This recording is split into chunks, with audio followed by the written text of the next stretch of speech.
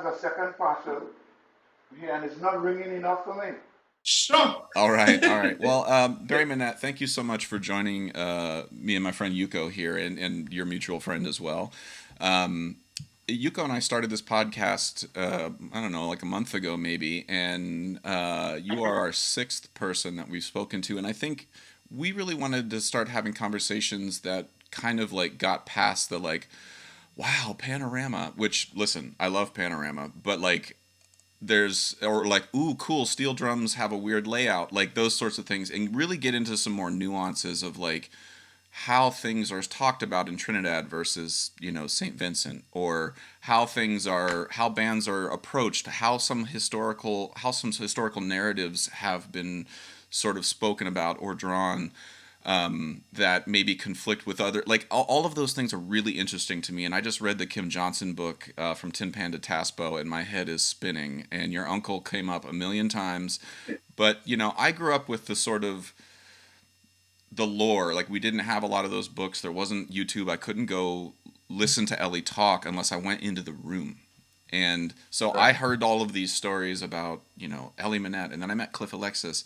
And then I read this book now 20 some odd years later, and it's like, whoa, this was so messy and so awesome. And it's really, I'm grateful to get to talk to somebody who was so close to that tonight. But I want to acknowledge up front, you and I have never met.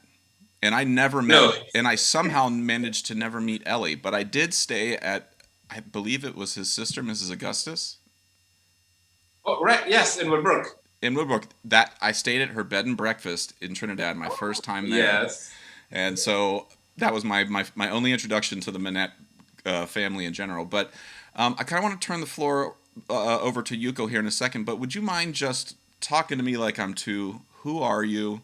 And like what's your background? What brought you to NIU, where you met Yuko eventually? And then Yuko, you can fire away from there. Sure.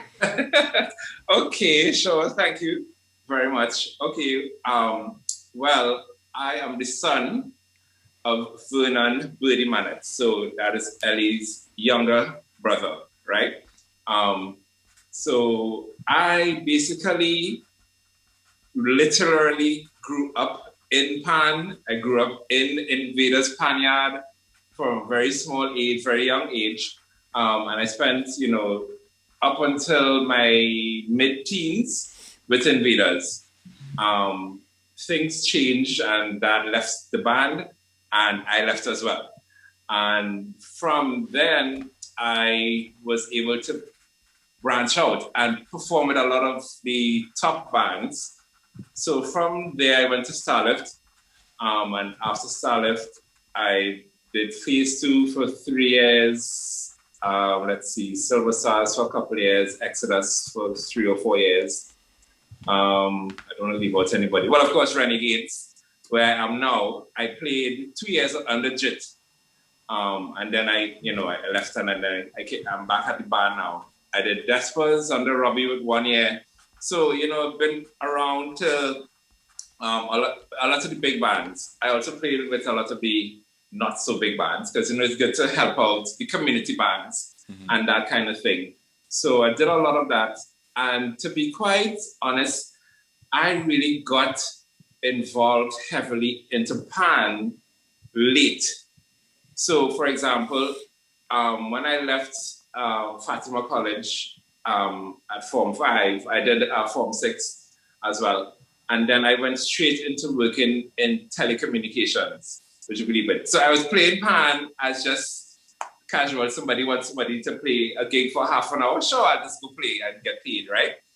So it was basically that. And so, well, I don't know if you remember, Trinidad, at that time we had one main telecommunications company, which is TSTT, Telecommunications Services of Trinidad and Tobago. So I was there for 12 years. And while I was there, and a fellow employee said, you can play Pan really well. Will you teach my daughter? I was like, sure, I'll teach your daughter. That's no problem.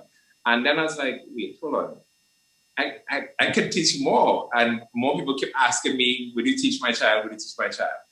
And then it was only after it was right before I got married. I decided to go to UE to do my degree. And I finished UE in 2010. And of course, at that time, I was with Starlift again. And Liam was arranging for Starlift. And he's like, you should come to NIU. You should come to NIU. I was like, I don't know. Because, at that time I was married and, daughter and work and everything. I was like, just to leave everything behind is going to be a huge step. But eventually I did in 2011. And I came up and, graduated in 2013. And since then, I've been back home. And I formed my own music academy, Yay. which is doing pretty well. Yay! In terms of my academy, one of the reasons why I formed the academy is to pass on my knowledge and experience. Because apart from being at NIU for 2 years, before that, I don't want to say I toured, but I had a lot of performances at NIU, not NIU, in the US. I came to Miami regularly for Miami Carnival.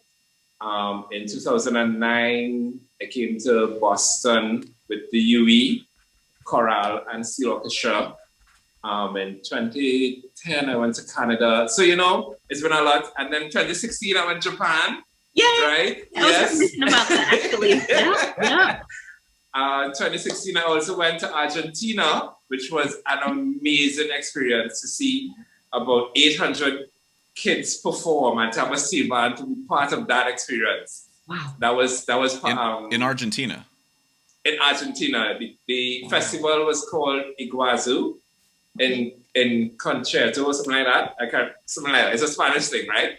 But it's Iguazu in concert. And so Iguazu is a part of Argentina that has a really lovely waterfall in the background. It's like it's absolutely beautiful. So you should check it out sometime. But yeah, they have this festival every year where they bring these young people from all over the world. And at the time, I was the music director of the EXO Cubs, which is the junior part of Exodus Steel Orchestra. And I went there with a contingent and we performed. There were a lot of performances leading up to the main performance where all the students, all the musicians gathered and played. So, and let me see. Besides that, well, of course, St. Vincent. I did St. Vincent for 4 years, Panorama. Yes. So, As an arranger. As an arranger. All right. Yeah. So I and then, you come back to Trinidad and you realize that so many pan players just have poor technique. Sorry to say, but that's the reality. And I've been blessed, I should say, with good technique. I would never forget the first time Ray Hallman told me, because Ray Hallman was my Spanish teacher in Fatima. And he arranged for Invaders that year, right? That was 1989 or 1990, somewhere around there. And so I was just a young boy playing, and he was like, you have a really good technique. I was like, yeah, good. Well, I got that from Ray Hallman, Well, Barry, I have like 1,000 questions based off of what you just said, but Yuko, I want to practice restraint. This is my time to practice restraint. I want you to fire the first question there. That was quite a jerk. I mean, oh my God. Sorry. Go ahead. There's so much. Yeah, you can ask Barry for sure. Well, I'm just so happy to see you, Barry. Just, because you're one of my Trinidad brothers, so it's like, I'm like not even thinking about podcast. I'm just like talking with you, and I'm like, those are the best kind of podcasts, Yuko. Those are the best ones. Yeah, I guess so. Yeah. So, what can I ask you? Well, I mean, you've been all over the world, and it just made me so happy when you went to Japan, and you got to perform in Japan with our musical friend Yuki Nakano, and it just I saw you in Japan actually. Yeah, we hung out. Right. Yes, that's right. Yeah. But let's see. Yeah, let me ask you about something about Pan. I have met a number of people who have said, "Oh, I'm gonna create my own school, musical school." But you're the only one who actually was able to accomplish that. You created your own school, and uh, how many years ago was that? When Sure. you 4 years ago, 2017. Wow. Yeah. And like I often see your students performing on social media and they sound amazing, and you're doing all kinds of great things for the future, of Pan. And what are your visions for the future of Pan in Trinidad and Tobago, like through the academy that you have, or just in general too? Right. Yes. Well, so one of the visions, of course, as I said earlier on, is I don't know. It's a pet peeve of me just to see people playing so badly, like, and you see so much poor technique in a lot of these big bands, right? But so I mean, I wouldn't call any names, but you go to certain bands and they really slam the pan, and I'm like, no, that's not right, So I really try to pass on the technique, which is very hard to do now because all of my classes at my academy are online classes. So it's really hard to teach proper technique, but we try as much as we can. Another thing, of course, is to have music literate panists. Okay. This is a big goal of mine. It is not that I don't have value or I don't assign value to rote learning. Rote learning has its merits. Yes. But I'll tell you, like when we went to Argentina, and like I said, there was 700 kids, 800 kids, and everybody, all of them had a music score in front of them. Some of them 8, 9, 10 years old, some of them, young teenagers, and they're playing every instrument you could possibly think of, right? Yeah. So why can't panists be like that, right? Why can't panists learn to play or be able to sight read or be able to read and play complex pieces of music? Yeah. Right? I remember, apart from the stuff I did at NIU and Miami and Boston, I visited Emily in Texas. Yeah. And I did a couple of workshops there, and I'm just watching some of the students there because she took me around. Okay. And I'm like watching some of these students and some of the pieces they played. And I'm like, we could never play this in Trinidad. Because they're like really advanced, not just pan, other instruments. But the point is, young kids are reading a music score and doing it so well, and Barry, yeah. Can I just ask? I mean, I'm going to ask a question, and it's going to sound blunt and ignorant, and I think I have an idea why, but I want to hear it from you. Like, Sure. why don't panists read? Why is that not the common thing in Trinidad? Like, I grew up. I mean, for me, it was really common. I mean, I was starting in 5th grade. The music education systems at least in Ohio, you're taught, hot cross buns, all that stuff on a little bell kit, all of the things, you're playing recorders. I think I actually just played snare drum the whole time, And then when I went to Trinidad, it was like just being thrown in the Bering Sea naked, like no one's giving me music. They're just some guys yelling C sharp and tapping out some rhythm and not telling me what the relationship is to the drummer, and I have to find that out at the rehearsal, But to me, it's just it's like that's the system I grew up in. But like, why is the literacy thing in Trinidad the way it is? I think we are so, what's the word, entrenched in tradition that we know that this is the traditional way to do it, and we will keep doing it this way for as long as we can, which is just how it is, and which leads me to something else, but we can talk about that after, leads me to standardization. Because I was a guest lecturer for Dr. Remy's class at UWI, and she invited me to come and do a lecture to the students about standardization. And so in preparing for the lecture, I decided to call and touch base with a lot of people in Pan in Trinidad. Right? And even outside of Trinidad, because I got onto Liam and I got his perspective on standardization as well. And some of the people just have their own opinion that this is the way we know to do it, and this is the way we are going to do it, right? Don't come and try to change us now. This is just how it is, right? Thankfully, but not so thankfully, the Ministry of Education now has started, well, they have music teachers in most of our secondary schools. And most schools have pans, whether you get pans donated or there's something called the pan in the classroom unit or something like that in the ministry that donates pans to primary schools. Okay. And even that I have a problem with, because I'll tell you why. When they donate pans to primary schools, so these are the younger kids up to 11 years, 12 years old, they send instructors to the schools to teach pan, right? And I remember visiting one school at a time, and I saw a guitar pan, hooked up the other way that I know it to be, right? So, on your left side, you'll have C and E and all that, right? C and E was on the right side. So I looked at the little boy, I was like, why are you playing this pan like this? This is supposed to be on that side, and vice versa. And the little student said, well, this is how Sir told me to do it. So you have to have the instructors teaching the correct thing. Right. Otherwise, it just wouldn't make sense. And when they're teaching, so when they come in to teach, are they teaching tunes by rote, or are they teaching sheet music? That's the next thing.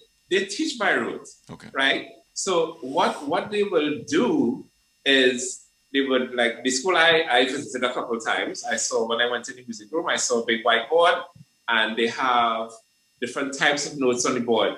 So you would have your half note and quarter notes and whatever. Okay. And you might write a letter name under the notes. So you're saying, but it's not on a music staff or anything, it's just on this blank whiteboard. And you say, so they might tell the students, okay, so this note is 4 beats. So we're going to play A for 4 beats, like that kind of way. So I just think it's not a very efficient way, because I think by the time students get to secondary school, you should already be able to read, at least in the most basic way. Not now at secondary school, you now have to learn the basics. Right. If you understand. Yeah. So that's... At your academy, you're able to teach young kids how to read music and... Oh, yeah. That's right. Yeah. Well, sorry, go ahead, Yuka. Oh, I was going to ask you, in addition to teaching pan, are you teaching other instruments at your academy as well? Right. So because of the high demand for other instruments, I finally, only in January of this year, started to offer piano lessons. And that has taken off. I was like, what? This is crazy, But it proved something to me, that there is a demand for these things, but if you have a high quality or a high standard, people will come to you. Yeah. People will find you and they will come to you. So now I've been getting a lot of calls about guitar. So I'm thinking about starting guitar. I have to find a guitar tutor for September. Okay. Yeah. So awesome. That's great. Yeah. Well, Barry, what do you attest? I mean, you sort of have said some things, but like for somebody who wants to start to do what you're doing, if there's a young kid in Trinidad or one of your students who's like, I don't know, Mr. Barry has a pretty rad job. Like that's kind of what that's why I went into music. My high school teacher, Joan Wenzel, she's who introduced me to steel pan, and I was like, she gets to wake up and drink coffee and do this all day, like, and somebody pays her, like that's insanity to me. My mom and dad, my dad sold soda for a living, like he loaded trucks all day. It's like that was something you needed to be paid for. To talk about, like what's some advice that's maybe not like learn how to read music, make sure you have good technique, but like, what are the things that like you don't ever tell your students about like doing stuff that's just like, maybe you should learn QuickBooks, or maybe you should learn, stupid things that are just like the things that actually I think keep most people from being successful. They get up against that stuff and it's like, oh no. Like, so for you, what are some things that are like some business advice that you would give to folks? Well, I think if persons are interested in starting an academy or a business or anything like that, one of the things, I mean, like for me, I had this dream. Right? That this is what I wanted to do. For besides the reason of teaching young people correct technique and thing, as the name suggests, Mannette Academy of Music, it is really to ensure the continuation of a legacy. I really did this for my dad. A lot of people, would talk about Ellie, right? Right. But the stuff that my dad did is in no small way or should be diminished in any way. Because, so even though he passed away in 1999, I always said to myself, I'm going to do this to have the Mannette name live on, So yeah. So so years and years, I was thinking of doing it, and I kept putting it off. I was like, nah, I'm not ready. I don't have this. I don't have that. I don't have, So anybody who wants to do this, once you make up your mind to do it, just do it. Things will fall into place. It will happen. And, because, you should, I mean, yes, you might be concerned about, well, I don't have this. Because I'll tell you, I started this academy with no bands. Wow. With no instruments, right? I kind of partnered with a primary school in Trinidad here in St. Anne's. Okay. And I was allowed to use their pans on a weekend, on a Saturday and a Sunday. In exchange, I would go to the school and teach a class during the week, right? So we had a kind of trade-off, right? So that basically that's how I started. And the other advice I would give anybody is, if you're doing this, you should invest money, spend money, because, there's a saying, you need to spend the money to make money, right? Because at the end of the day, it's a business. You need to advertise. Spend the money on advertising. Don't just advertise on Facebook and Instagram, right? This is what I discovered. I'll tell you this short story. When I started so the academy shut down in March last year. I was like, oh my God, what am I going to do? Send all my students home. And then I started to fiddle around with the idea of online classes. It's like, how am I going to do this? I have a pan. My students have pans at their homes. So maybe we should try it out. So I tried it out for a couple of months. And it went well. I said, okay, we got the hang of this. Then in August, so my academy runs like a regular school year in Trinidad from September and finishes in June of the following year, right? So August last year, I decided to advertise. And I put my ads on local TV. Okay. Right? And of course, one of the local TV stations here, TV6, they have such a wide audience. And then there's a TV6 online, right? So with me doing that, would you believe, I now have students from Costa Rica, Puerto Rico, Australia, Germany, and I have students from New York, right? That's awesome. Yeah. Wait. So you were able to reach to international, yes, wow, through TV6 advertisement. Right. Yeah. Because when you pay for the TV6 ad number, TV6 has a website. Yeah. And so there are programs that run during the day. Some of them would run on the website. So when the program runs, the ad runs in the program. Right. Right. Yeah. So, I mean, and so for years, so from 2017 to 2019, I would do Facebook ads and Instagram ads, right? And then my former boss, who gave me my first job when I came back to Trinidad after studying at NIU, I worked at a music school. And I was talking to her and she said, of course, Mr. Mannette. She said, because the people who want the lessons, meaning the young people, would be on social media, on Facebook and Instagram or whatever. But the people who have the money to pay for the lessons would be their parents. And they watch news. They watch the TV, you know? So it's like, oh, right, that makes complete sense.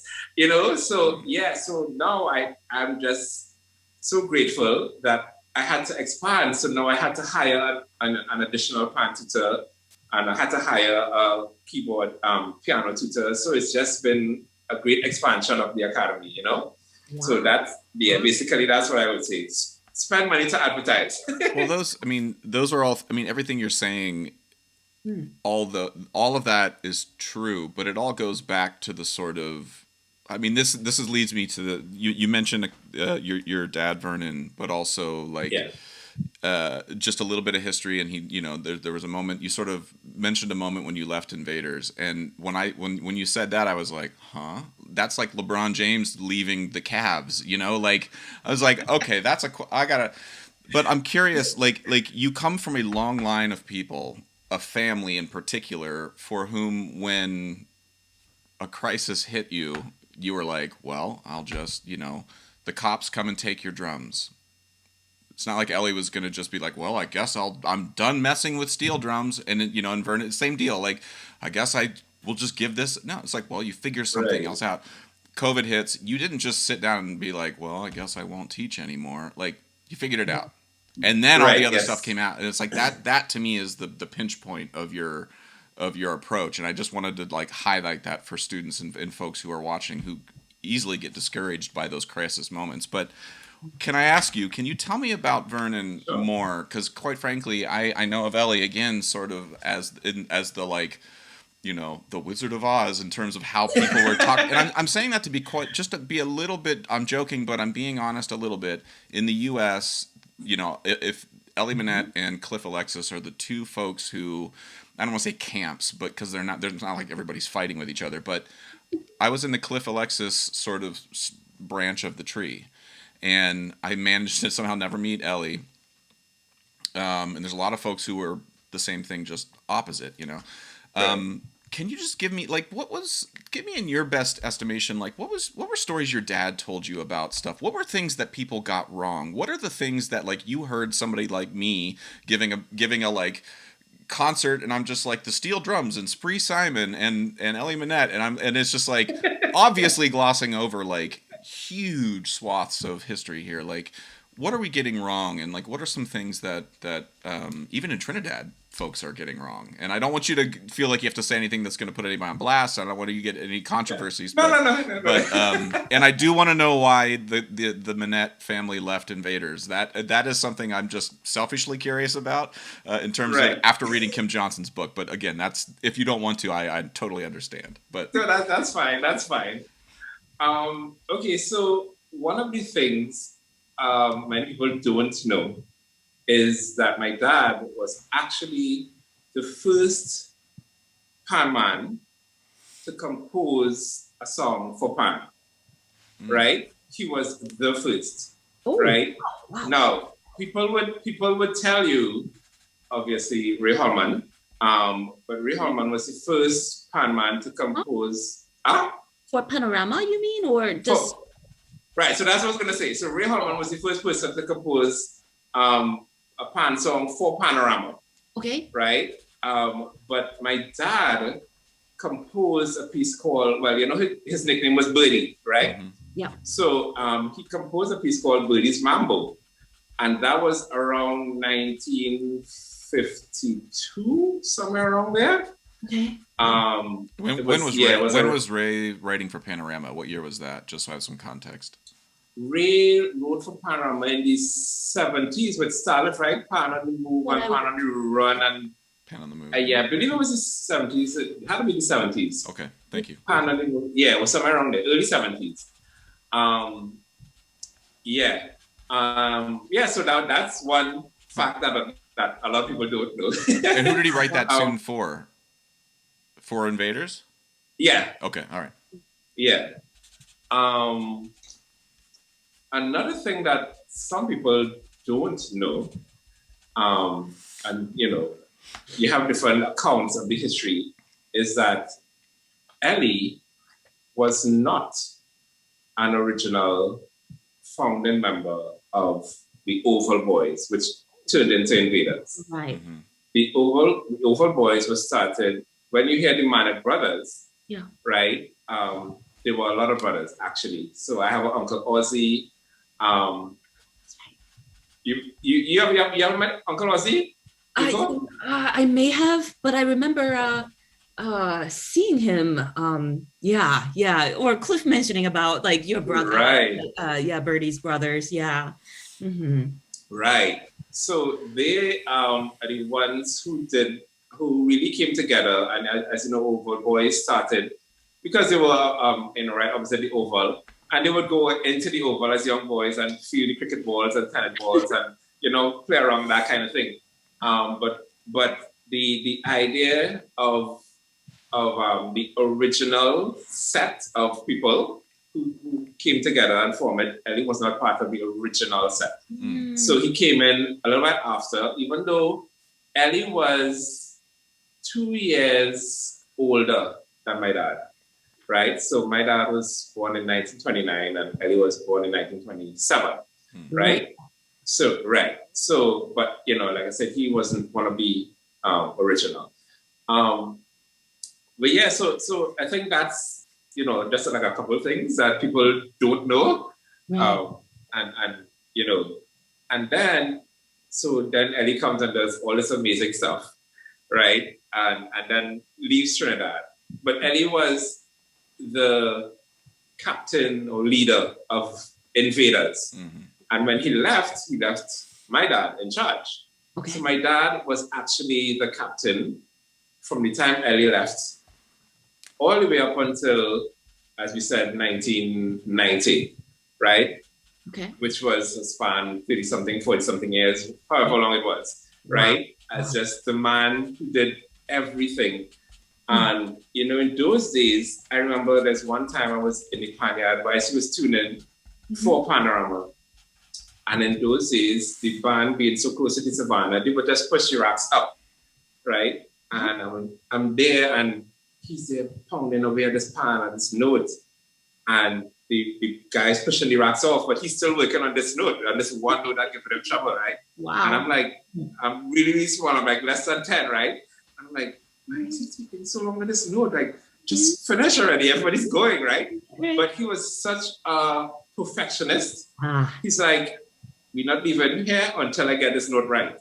And for him and for me, so because I kind of, and this is something a lot of people don't know, I kind of got into tuning a little bit at a very young age. Not a very young age, but that was it. So I would watch his strobe and I'm seeing this note. It's like, how this strobe can either go this way or that way, right? And it's dead center. And I'm like, it looks right to me. It sounds right to me. But to him, it wasn't perfect, right? And I'm like, wow, this is crazy. I'm like, he was such a perfectionist. Every note on every pan had to be perfect, So yeah, that's just, yeah. You said he was tuning on the drag right before that, going up on the stage? No. Oh, no. He was in the Panyard. We were still in the Panyard. Some of the guys started to push the racks off and go up the road, but he was still there tuning. Yeah. He said, we're not leaving this Panyard till I get this right. I was like, okay. Just sit here and wait. Yeah. But did he ever talk much about during World War II? Did he ever talk much about like what it was like growing up during when Americans were there during the war, and like did he ever sort of tell you any stories about anything like that? Right. Well, unfortunately, he never really did. He never really spoke to us about that. And that's one thing I regret. I regret not trying to get more out of him. Because if anybody knew my dad, who was a very, very, very quiet person, right? For Panorama, when the band finished plays, they would interview the captain or they would interview somebody. They never got an interview with my dad. He would just disappear like flash. It's like, yeah. So he really didn't do much interviews. A couple of people interviewed him and wrote stuff in books and that kind of thing. Okay. But yeah, he really, really wasn't that kind of person. Okay, so do you happen to know he, was involved in fights and just different, things Oh, happening? oh yeah, Okay. I know that for sure. Okay. Well, this is. Okay. I No, go ahead. Sorry. I've heard of two specific times. So you know how Cliff always giving the story when he got a bus head, right? Right. So I heard, this is, I kid you not, at a time he was in the Panyard and more than one person told me this. And he was there, tuning, right? Mhm. So he wore glasses, right? So he was his head is down and he's tuning. And then he would look up like right between here Yeah. at somebody who was across there making noise, Okay. right? And he would just watch him and he went back down. And then, like, when he couldn't take it anymore, he literally just took the hammer, threw it at the person, smack in the head. And I was like, what? That's crazy. Like, you can't be doing that. And needless to say, everyone was quiet after that, because silence means work, right? Oh. And I'm like, that's crazy. And then I heard, so the very popular song that Ray wrote of Pan on the Run? Okay. So Ray wrote Pan on the Move. It had to be 1971 or 70 or something like that. And then the year after, he wrote Pan on the Run, Okay. right? And this was for Starlet, right? And this is the story I heard. Okay. I heard that Starlet was on Aripita Avenue going one way, and Invaders was coming up the other direction. Mhm. And my dad and those boys totally ran through Starlet, mashed up all their pants and fight. And I was like, and so Starlet men were running, right? So then Ray came up with the idea of Pan on the Run because they had to run from Invaders, right? Oh. So I was like, oh my God. So the next day he wrote Pan on the Run for them. I was like, oh my gosh, this is crazy. Huh. I love hearing stories like that. Yeah, Well, yeah. This is. And then, Oh, sorry. No. You were going to tell another story. I want to keep listening. yeah, no, just one more. So the very famous song by Blakey, Steel Band Clash with Invaders, and Tokyo, maybe? was it Tokyo, right? Yep. And my dad actually, that's the one story he told me. He told me it just didn't happen like Blakey said in the song. He said it didn't happen like that at all. I was like, really? So I guess Californians, they would put stuff in their own way, to bring across a certain thing. But not that there wasn't a fighter, not that there wasn't the actual clash. Right. But he said it just didn't happen how it happened in the song. So I was like, yeah. This is one of the things, reading that Kim Johnson book, like what humans' memory of history is, and then what actually happened, and then what other people's observations of you in that history is also different, and then how we gel those together and who writes that down. Like, I trust Kim Johnson because Kim Johnson's Trinidadian. If it was me writing that same information, there's just a different level of detachment there. Like reading the stories in there, like I need to read it like 4 more times because I think I'm realizing how little I've suspected about steel band culture in general, but I actually am, like, some of it's misplaced, some of it's accurate. Like the story about Ellie's, I think it was with Casablanca, or maybe, I think, where they stole his pan, the Barracuda, and hung it from a tree. Right. Yes. So that was Tokyo, actually. Tokyo. Okay. So Tokyo guys came and stole his pan, which was Barracuda, and they told him come for it. And needless to say, there's no way good boys from Woodbrook going to be going up to John Lambertville. There's like no way, because Tokyo is situated. If you know Port of Spain, when you now come out of Port of Spain, as in even Port of Spain, it's on the left, like you're now about to enter into Lambertville. Right. So it's right pretty close to the highway. But you know what? One of the things that was so funny is that in 2014 or 2015, I arranged for Tokyo. Right. Yeah. You're right. So I was in the Panyard and I was like, wait, boy, so this which is tree? Yeah, like which tree was the? I was like, where? Bear. This is so. To me, when I read that, in the context of a country that is still under British rule, post-emancipation, to hang something from a tree that was like, Right. that's intense. And like, Yeah. that's a thing. Like, they didn't just throw it in the street. And then the end of the paragraph, Kim writes, he did not go get the pan, you know? And it was just sort of like, but you know, but what it reminded me of too, I had a conversation, we had a conversation with Andre White and Sheldon Thwaites. And Andre was talking about a time he got to arrange for Desperados. And he was talking about the induction ceremony is the wrong word here, but the sort of like process that Desperados goes through to sort of bless, and I'm not even close to describing it, but like it was really intense. He was talking about like different than any other band.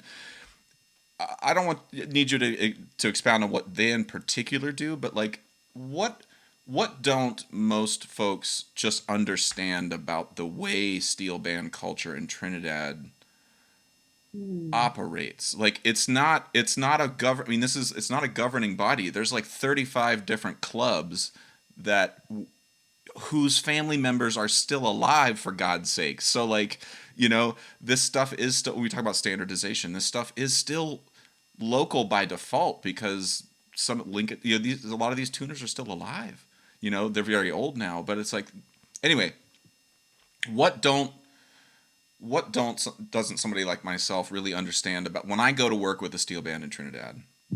What's the thing no one's telling me? What am I missing? What's the sort of, that's a terrible question, but I hope you understand what I'm asking. Sorry, Barry. Right. Well, I think one of the things, being that man is from Trinidad, I think one of the things is that it's so much a part of us, right? Like naturally a part of us. I mean, not to take away from any foreigner who has come here to ever play pan, right? But you know, and I, you know, because I listened to that interview you did with Andre, and you know, a couple of the others you did as well. And I remember you at some point in time, I think it was with Mia, we were talking about like the rhythm and timing and playing certain parts in a certain way, and it's just something that you can't teach. You just have to, you know, and that's some stuff Cliff used to talk about too, right? Yeah. Like you heard it in your mother's womb, you know, right, like that's part of you, so, right. So it's really good to come to Trinidad and to be part of the experience, and especially to be part of a big band, right? You know, of one of the large bands. And of course, phase 2. So you play with phase 2, right? You play phase 2, yeah, right? And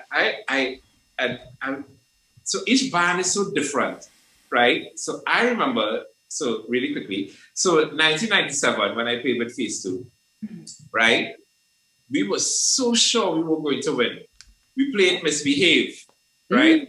I'll never forget this because Bugsy came in the Panyard Friday night, and we had over 50 tenors. And Bugsy came in with a sheet of paper, called names, right? He called the names of the tenants to choose, right? And he said, nobody, don't move from behind your pan. If your name, if you didn't hear your name, say. And if anybody moved from behind the pan, you go take their spot. Nobody moved for the entire night. We started practice after 10. And I would never forget this. We stopped around 3. Right. Had corn soup, had all those little things, right? Yeah. We continued until sunrise. Ooh. I remember seeing sunrise in the canyon, and I'm like, what year was this? Of course, 1997. Okay. Right? I remember it because Renegades won. Huh? That's before the finals, like the day before the finals? Yeah, so this was Friday night going into Saturday morning then. Okay. Right? And Saturday was the finals.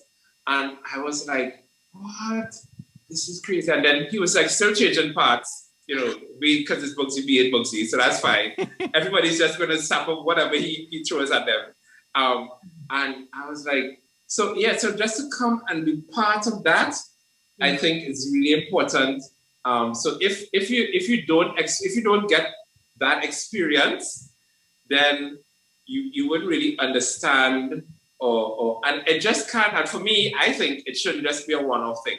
I think you should do it 2-3 years just to get, because So and I guess that's why a lot of Japanese people, come and play with a band and they stick with that band. Yep, they do. Yeah, because I know Yuki played with Silver Stars for many years. Yes. Right. I know Mika plays with Despas. Yeah.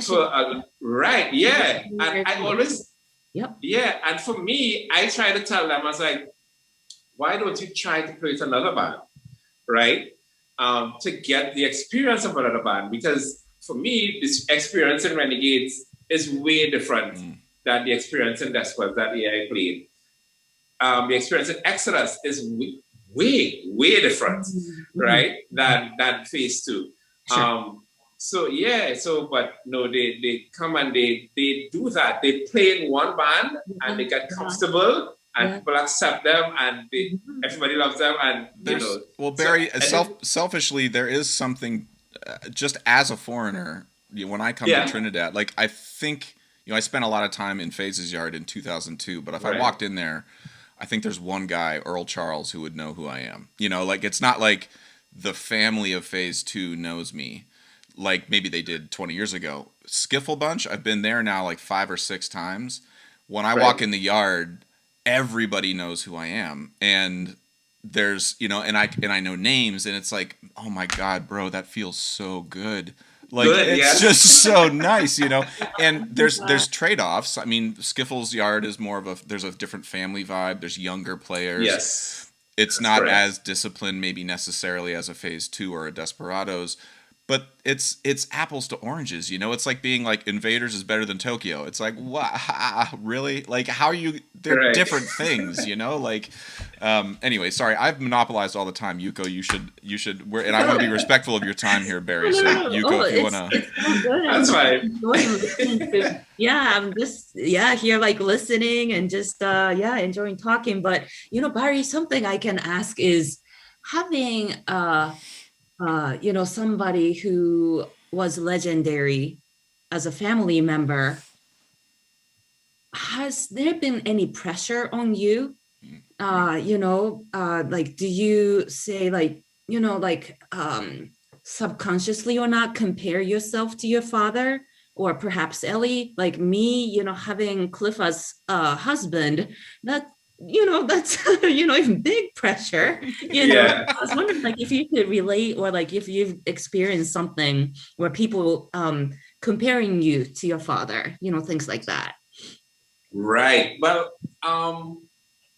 being the only Mannette who is in Pan now, right? Because if you really think about it, Ellie's kids are not into Pan.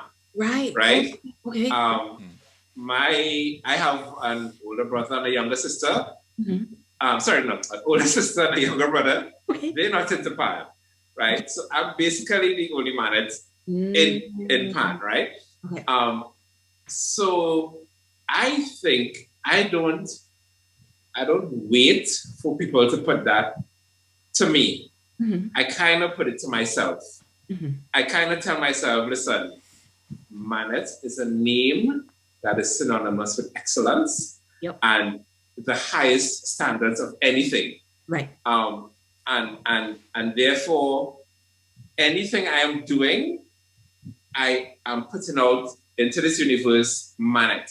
And it must be at the same level. We can't drop. We can't be like, oh, so you're Ellie's nephew, you're Birdie's son, and this is what you're doing. No, it must be on par or try to, pass that level. So it's something I kind of do to myself, which is not such a good thing sometimes. I can relate to you. Yes. Oh my God, Barry, listen, we should start a podcast called Hard on Yourself. Like, I think the best way to keep other people from criticizing you is just be your biggest critic, then no matter what anybody says, you're like, I've heard it 400 times today already in my head. You can't say anything that's gonna, Yeah, I admire that about you. That's a good thing. That's right. Yeah. I was so I put on a online concert last year for my students, and the production of it was, the students would send videos, and I had to be like, no, do this over. You have to do this over. Do it this way. And working with the team that put the whole production together, we were so meticulous that everything had to be, exact and perfect, and so yeah. It's it's a big cross to carry, but yeah. Yeah. But that's a good thing in terms of like how your standards are high, so what you're producing is quality music or education, and so that's helping a lot of other people like your students and the community. So yes. yeah, so that's yeah. But yes, I also, Barry, I want to acknowledge too that like these are traits of yours that you've been like you're teaching your students these same traits in the same way that you were taught these traits by your dad.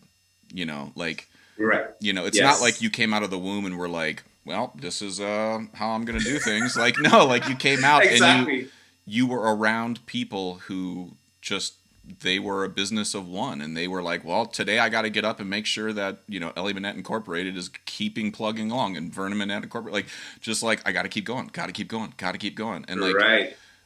I think students should be around people. Like there should be a class where they're just like, we get 300 people in there, and we just bring in one person who is just I'm doing this, and people are just around people like that. Like that's all. Right.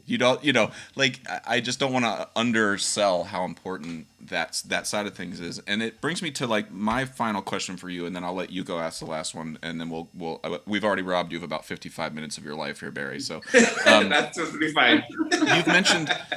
You've mentioned a bunch of things: standardization, music literacy, education, and I'm hearing a lot of conversations. I'm seeing a lot of conversations online, and I'm having them with my friends about like there's a perception that like the U.S. is dominating the pan scene because of they're playing these certain charts, and these charts are old and they're not relevant, and the bands don't sound, and it's like. There's not a lot of like culture reaching a band in Southwest Oregon. Like there's just except through published music, right. Or unless you bring in somebody from Trinidad or from the islands. I'm curious for you, like how I have a diagnosis of like what is gonna, and it's publishing. It's writing down. Every year, Bugsy Sharp writes a panorama that just goes up in smoke.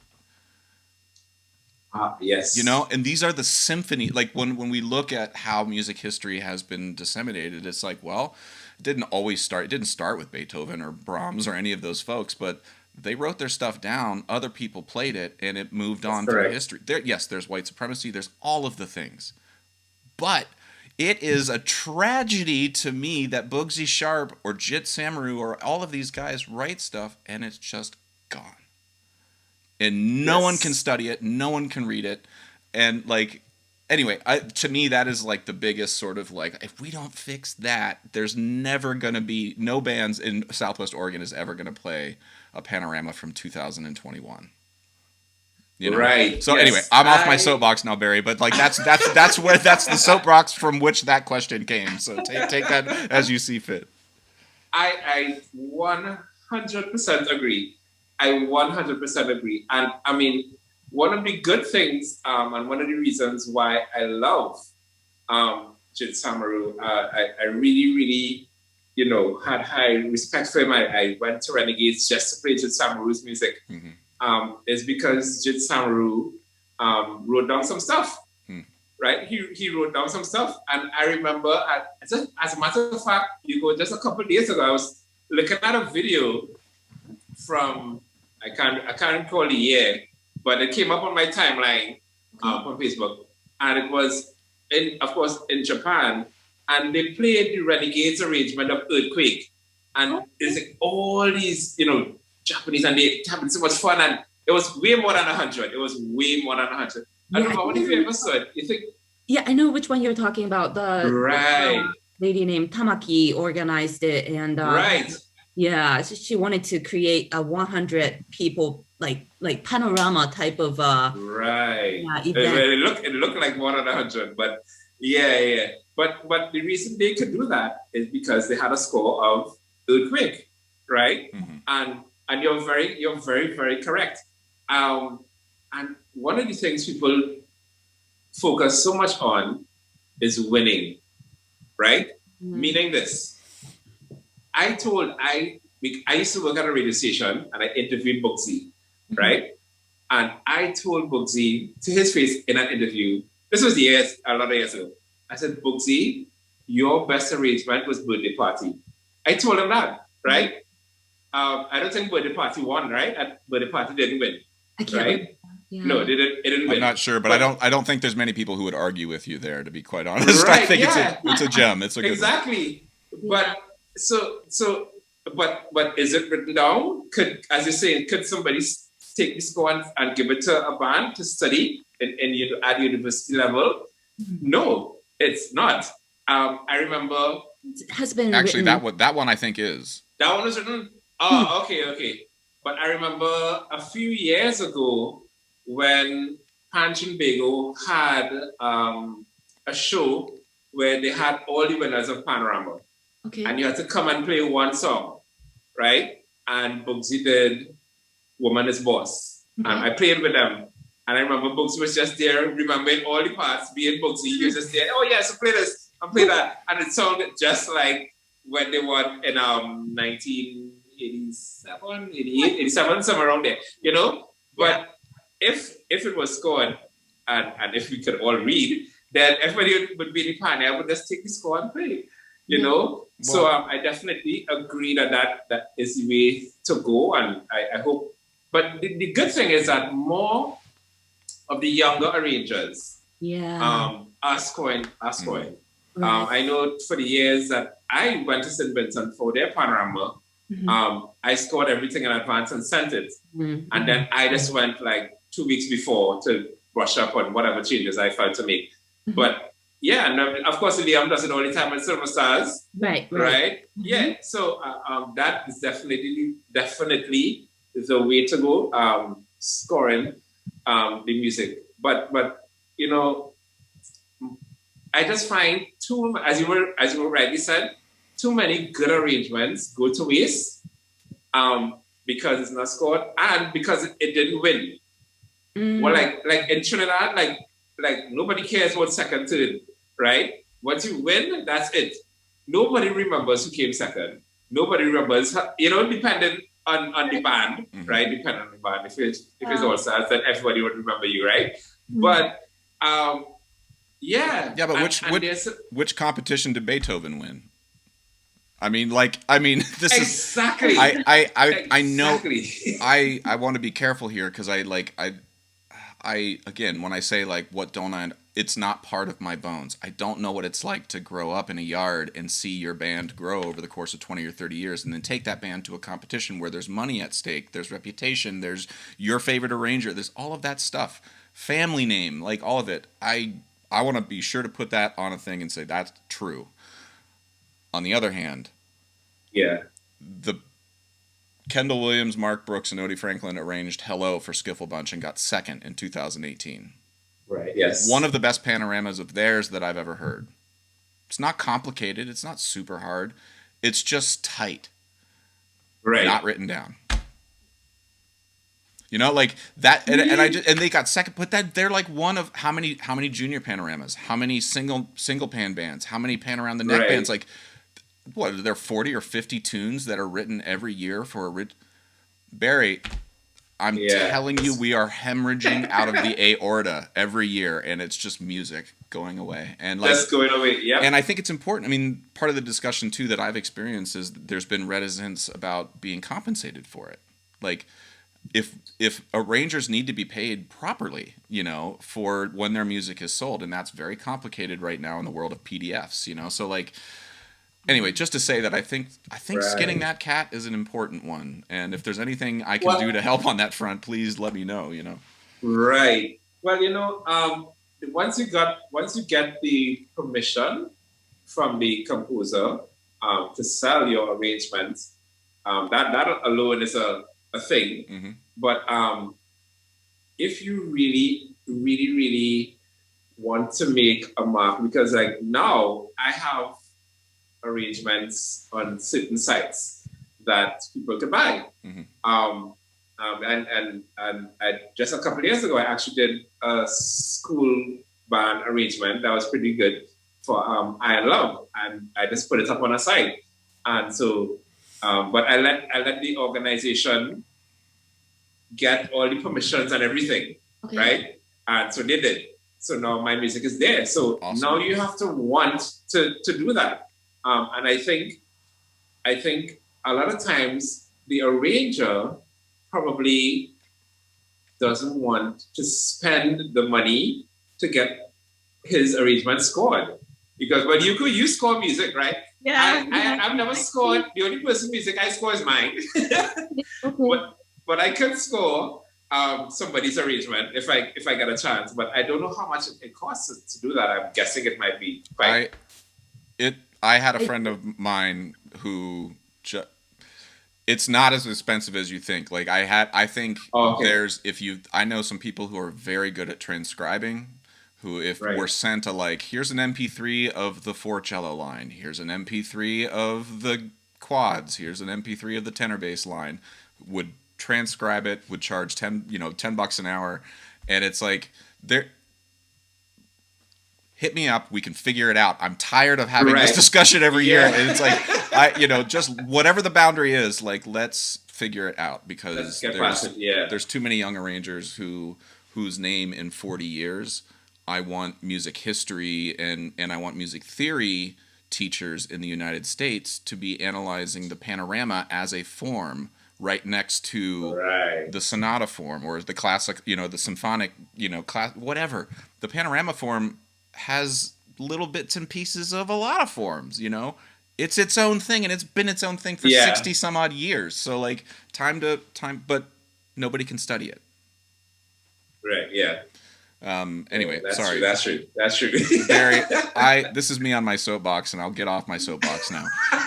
And I am really, really grateful for your time, and I feel like we should do a whole series of these chats. But Yuko, I want to leave you with the last word here to help wrap it up and bring us home here.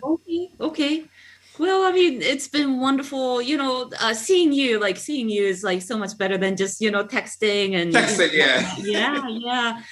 So, you've seen the past, present, and now you're working with the future of Pan in Trinidad and Tobago, seeing your father and hearing stories from the past, and you were in the present, creating your own academy, teaching what to the future of Trinidad and Tobago. Where do you see Pan in Trinidad going in the future? How will it change, you think? Or will it change? That is such a wonderful question. I would like it to change. Yeah. But to be quite honest, I don't see it changing anytime in the near future, because like I said, certain things are just embedded in Trinidad culture. Okay. And I think that somebody or some organization needs to be the driving force to make the change. I have heard many people criticize Pan Trinbago. Sure. Because as Pan Trinbago is the world governing body for Pan, right? You're supposed to be doing more things for Pan, especially in Trinidad. But if you're the world governing body, then worldwide, right? Trinidad is just a tiny island, right? So what we do, it will go out to the rest of the world, and the rest of the world will accept it, and that's how it will be. However, I don't know. I don't know who needs to do it, or maybe there should be a change of vision. I don't know what's the vision of Pan Trinbago or any other organization. It doesn't necessarily have to be Pan Tobago, but any organization, somebody needs to come up to say, okay, I'm going to put my hand up and be like, I think we should come together, get a group of people who have been in it for a while in Pan and have the same vision as in to see it move forward. Other than that, based purely on the people I called to get their view on standardization, Sure. just getting their feedback, I was like, mm-mm. And I remember in 2010, my thesis was standardization in UE. Ooh. We are in 2021. We are nowhere closer now than we were in 2010. Right? It's just, certain things just going to stay the same, unfortunately. Yeah. Which is sad. And I don't know, one thing I would like to see change though is Pan Tobago created, and I often say this, years ago when Pan Tobago started this foolish idea of paying Pan players a check, right? So like you play in a band, Pan Tobago pays you $1,000. I pay you $1,000, right? Mm-hmm. Foolish, because guess what? Now we have a bunch of Pan players who are what we call hustlers. Yeah. So you're gonna hustle, you're gonna go and play my 10 bands. Right. Now, I mean, I'm no Bugsy Sharp, right? I'm no Liam Teague, but in my younger day, the most bands I played for was like 4. Right? But still, and because I know I could take 4 panorama tunes and I could give these 4 bands 100%, right? I'm gonna hit note for note, dead center, and I'm gonna skate over, right? But now you're gonna get these younger kids who so I can make $1,000 here, I can make $1,000 there, and they go buy 10, 12 bands, and they both I make $12,000 this panorama, okay, but what value did you add to the music? I am most certain that most of them, they probably played, out of the 12, they probably played 4 panorama songs good, and the next 8, they probably played 75% good. You know? So you're creating this culture of hustling, and everything is money, and everything is, as you were saying earlier on, Josh, about competition, right? When I think competition has its place, but definitely more should be done to, I don't want to say discourage competition, because for example, when I played in Japan, right, that it was Yamaha Hall, right, full of people, and there was no competition. When we played, we got a standing ovation. Everybody loved it, right? When we went to Argentina, right, it wasn't a competition. There's like nobody's playing to see who's better than who. We just here for the love of music and to spread Pan as much as we could, you know. But in Trinidad, everything is this one better than this one, and you know that's I think that kind of hampers Pan. I'm not seeing that changing anytime soon. One of the things that always strikes me when I'm in Trinidad, and I get it when folks see me drilling a band like Skiffle Bunch or Brooklyn Steel Orchestra or something for ICP, like people are not afraid to tell you what they think of how you're doing things and like what you're doing wrong, you know? And so like I'll just be, you know, standing there with a stick and I'll be like telling something to the tenor line and somebody will come up and he'd be like, and he's just like, the basses are slamming. And I'm like, I'm not even talking to the basses right now. And he's just like, you're doing, and I'm like, I don't even know. Anyway, so the idea of forming some sort of governing body and having to get opinions from everybody just makes me have crushing anxiety of how to manage all that. But I think, you know, but you're right. Competition, it changes the motive. It changes why you're there. And I think, you know, you could try to retweak the pay structure in some way so that people didn't feel like they had to go to 15 different bands to make up. I mean, they're doing that not because they want to always just hustle. It's like they have to make money. And it's like they got to get it from somewhere, you know? And so if you can restructure that so the motives are to stay and help your band place as high as they can, because that makes your band get more money when they place higher. Like all of those things, anyway, it just changes the motive. But Yeah. But you see, now there's little loyalty to bands. Mm-hmm. So you only have you could know if we have, I'm just gonna call a figure, 200 bands registered in Trinidad, right? You have probably 40 bands out of that 200 that functions during the year, right? The other 160 bands is just a band name on paper. Mm-hmm. And I know this from experience because when I went to Tokyo, I had to carry all my players. Mm-hmm. They had about 5 players in there, but there's a band named Tokyo that's going to register for Panorama and get paid, right? On parents' fee and whatever, right? But so there's no loyalty to bands. Certain bands have the loyalty, of course, the Renegades, the Despers, Phase 2, Exodus. Those bands that always have their loyalty. Right. But those other bands, once you're not a big name band, there's very little loyalty, sadly. Mm-hmm. Well, Barry, this has been, I haven't been ignoring you. I've been taking notes because I have some homework I have to do now. That's a lot of notes. No, this has been really great. And I think Yuko and I think I'll speak for Yuko that the door is always open here, that if you want to be a repeat guest, I feel like we barely scratched the surface here. Like I have so many more questions.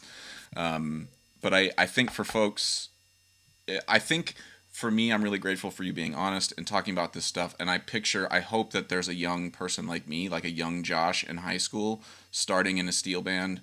I wish I had podcasts like this where I could listen to folks tell stories that come from the horse's mouth and really help give some cultural context to some, like, I understand, I have this much more understanding now the next time I go back to Trinidad because you've helped me sort of be like, oh, okay, that's why that happens this way sometimes, and it makes me feel a little bit, I have one more arrow in my quiver. So thank you for your time today. And Yuko, as always, thank you for everything. And Barry, is there any place where we can find, if folks want, like, what's the website where folks can learn about your academy?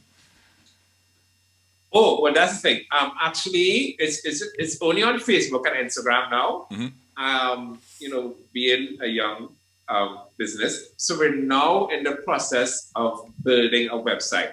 So I'm going to have that by the time our next academic year for September comes in. So probably by August, our website should be up and running. So we're working on it. Okay. But for now, we can find us on Facebook and Instagram. The Mannette Academy of Music? Music, that's correct. Yes. Okay, awesome. Well, Barry, stay healthy, stay safe, and again, I'm totally serious. If there's anybody who needs any help with the publishing, Yuko, I hear you're quite the transcriber too, so we may be putting you in here. One thing, the last Phase 2 arrangement was transcribed.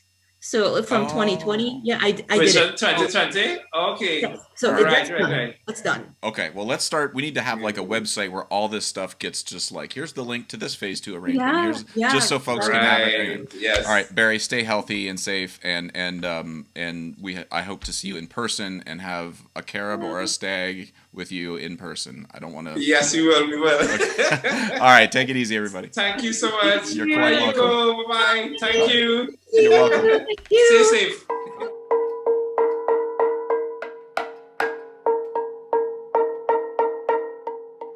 And it has a second parcel here, and it's not ringing enough for me.